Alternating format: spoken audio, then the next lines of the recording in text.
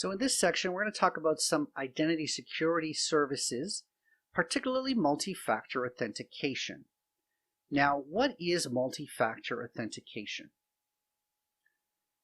Now, one of the big challenges with security these days is that people have user IDs and passwords, and no matter how complicated your password is, if it's 16 digits, contains letters, numbers, symbols, capitals, and funny foreign letter characters in the same password, if that password gets lost, someone breaks into your computer and steals it, or something becomes easy to guess, etc., that allows somebody to log in as you and basically be able to take over what it is that you have control over.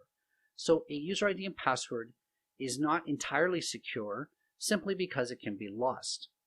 Now, when you add another factor to it, then that becomes even more secure. In this case, when they're talking about multi-factor authentication, it's either having a device, whether it could be your phone, or in the old days they used to have key fobs with randomized numbers on them, or it could be a fingerprint or an eye scan, etc., retina scan.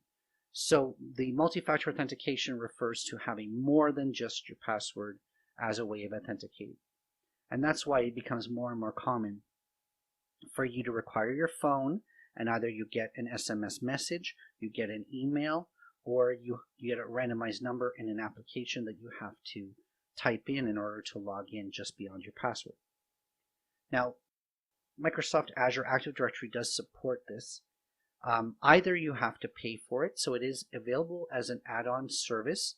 It costs $1.40 per month per user, so there is a billing model associated with that, unless you're a premium Active Directory user. So if you are running on a premium plan, then it is included in that plan. Now, how do you turn on Active Directory? So in this particular case, I go into Users. Now I have a mixture of native users, Azure Active Directory, and invited users. Invited users in this case are B2B. These are Gmail accounts in this particular case. Email went out to them, they accepted, and they are part of my Active Directory, but they are not Active Directory members because their email address isn't a controlled domain. So we have this new user and guest user concept. So once I'm in the users section of my Active Directory, you'll see it says multi-factor authentication at the top.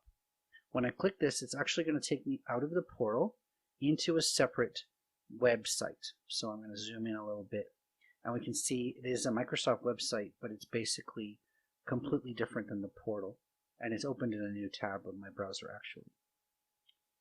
Now, out of my 5 users, remember 2 of them are actually Active Directory users and 2 of them are Gmail users, which are B2B.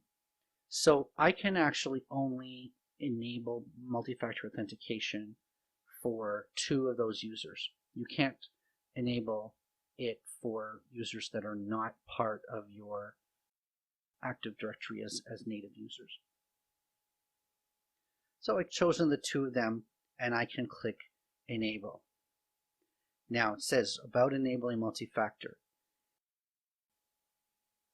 Basically, they're going to have to sign in through the web browser in order to sign up for multi-factor authentication. If they access your services through their app, through some other method, might not actually work. So here's a link to how these individual users, Joe Green and John Doe, can sign up for MFA. But I control them, and so I can actually enable multi-factor. So now I've enabled multi-factor authentication on 2 users in my account, and that's basically how easy it is. Now, if I remember, this is a separate tab, I can close the tab, go back to the portal. Now, keep in mind that there is an impact on the support, basically, for your Active Directory.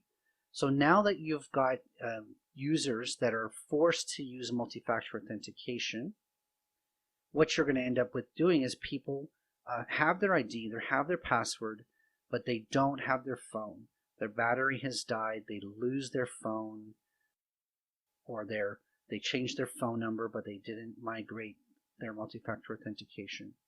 So there is another point of support once you make it more complicated for people to log in. But remember, security is not about convenience. Security in some ways is the opposite of convenience, because the more convenient you make something, the less secure it generally is. You're going to have to introduce things like this, having to have your phone to answer an SMS text or an app in order to log into your system as a way to increase security.